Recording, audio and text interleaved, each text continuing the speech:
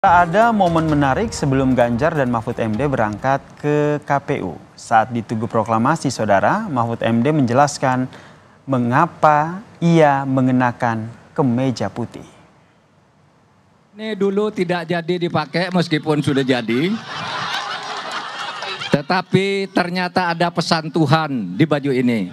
Ditunda dulu untuk dipakai ke KPU dan hari ini bisa dipakai untuk mendaftar. Ada kenangan di balik kemeja putih yang dikenakan Bacawa Pres Mahfud MD. Ya, kenangan yang membawa Mahfud flashback ke tahun 2018. Kemeja putih yang dikenakannya ternyata adalah baju yang dikenakannya saat gagal jadi Cawapres Jokowi pada Pilpres 2019 lalu. Kenangannya dengan kemeja putih ini, Mahfud MD sampaikan di Tugu Proklamasi sesaat sebelum bersama Ganjar mendaftar ke KPU. Assalamualaikum warahmatullahi wabarakatuh. Ini saya memakai baju putih yang 5 tahun lalu saya siapkan untuk mendaftar ke KPU.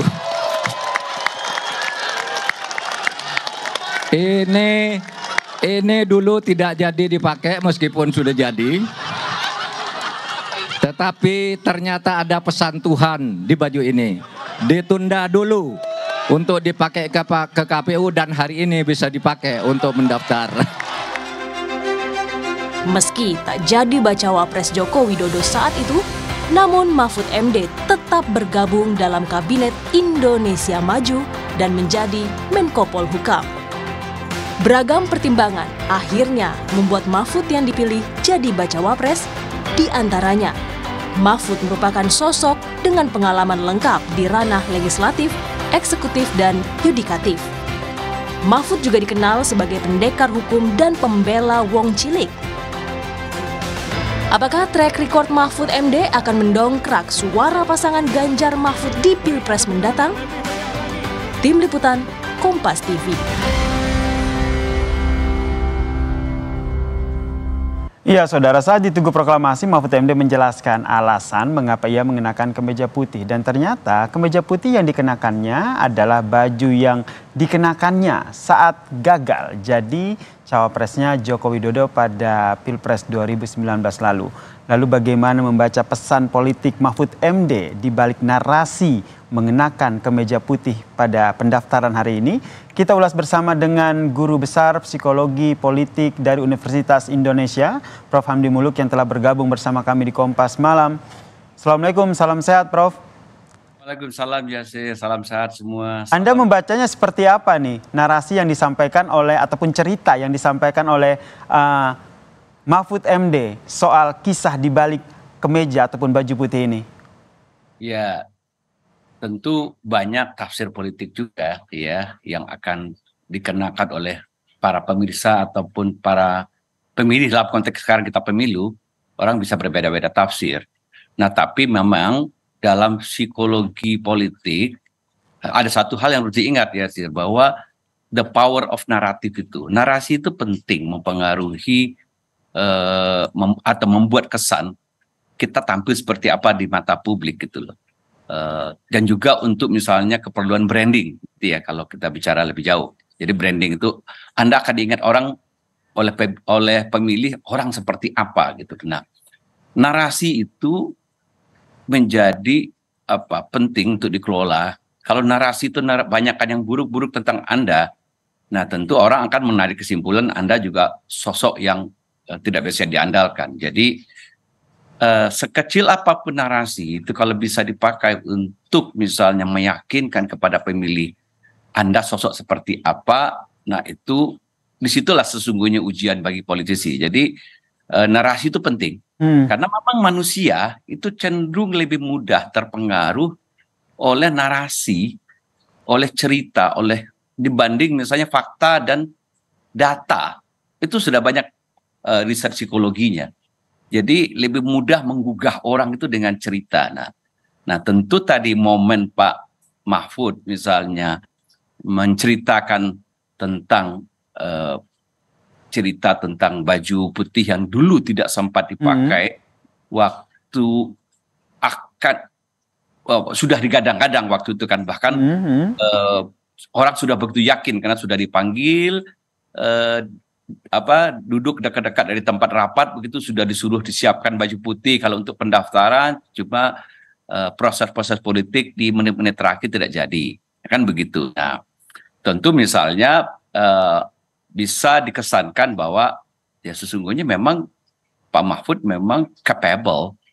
Jadi sengaja narasi itu dibangun. Ya, Sebenarnya ya maksudnya bisa dibaca seperti itu. Oke. Kalau menurut Prof sendiri, sosok seperti apa yang nanti akan dibangun oleh Mahfud MD dalam kampanye nanti? Apakah nanti narasi-narasi seperti ini bisa saya katakan memainkan ataupun mengolah narasi? Bisa jadi salah satu strategi yang digunakan Mahfud MD? Iya, betul. Jadi yang harus diingat, ada 4 hukum S, 4S dan 1K gitu dalam mengelola narasi itu. Narasi itu usahakan sesimpel mungkin. Nah, tadi kita udah dapat itu. Pesannya kan sederhana. Nggak neko-neko gitu loh, bawa baju, nggak jadi dipakai. Saya bawa ke ibu saya, disimpan baik-baik gitu. Saya tidak dendam misalnya, saya tidak ada hard feeling. Ternyata baju, dan ternyata ini maksud Tuhan. Jadi pesannya nggak banyak gitu loh. Dan kemudian setelah itu kan Pak Mahfud bilang ya saya sekarang bersyukur saya bisa dicalonkan sekarang, dan saya juga dengan begitu bisa dibaca saya sebenarnya orang yang pantas gitu loh untuk jadi wapres dulu aja. Nasib berkata lain kan. Gitu. Kalau dari Prof sendiri, dari psikologi politik nih Prof, sosok seperti apa yang nantinya ingin dicitrakan, atau kita bahasanya branding politiknya seperti apa nanti yang ingin dicitrakan oleh Mahfud MD ketika sudah menjadi bacawa pres mendampingi Ganjar Pranowo ini? Ya, jadi memang narasi itu harus ada 4S-nya itu. Jadi ada story, tadi udah ada story-nya, ada kesederhanaan, simplicity, ada self-evident. Jadi bukti karakter Pak Mahfud di cerita itu, dan tentu story-story yang menarik gitu ya. Nah, kalau kita lihat tadi pesannya kan Pak Mahfud, saya orang sederhana, simple, nggak neko-neko, saya tegas, saya tidak punya hard feeling, dan saya konsisten orangnya apa adanya, dan baju putih juga cukup untuk melambangkan itu juga. Dan mungkin klop juga dengan pasang saya tadi yang hitam putih, tidak abu-abu. Nah, itu nah tentu ini juga self evident menjadi pembuktian diri yang konsisten dengan cita-cita Pak Mahfud sebelumnya. Nah, jadi 4S itu tambah 1K harus konsisten. Jadi kalau ditanya apakah narasi ini akan bisa mengikat pemilih, ya asal 4S 1K itu dipertahankan ya. Nah, tadi saya lupa satu lagi soul itu ya dalam narasi itu, artinya nilai-nilai. Tadi kan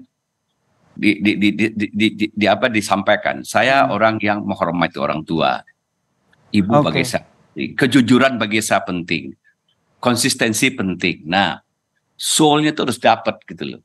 Jadi kalau 4S 1K itu dijaga, ya bisa jadi nanti seperti apa branding ya, political branding Pak Mahfud sampai ke pemilih, itu bisa berdampak kepada elektoralnya gitu.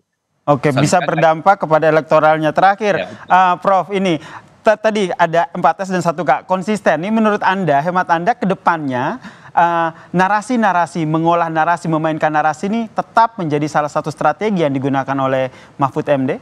Singkat saja, Prof. Harus. Jadi kalau bahkan literatur mengatakan banyak politisi-politisi yang handal itu pada rata-rata tuh piawai mengelola narasi itu gitu.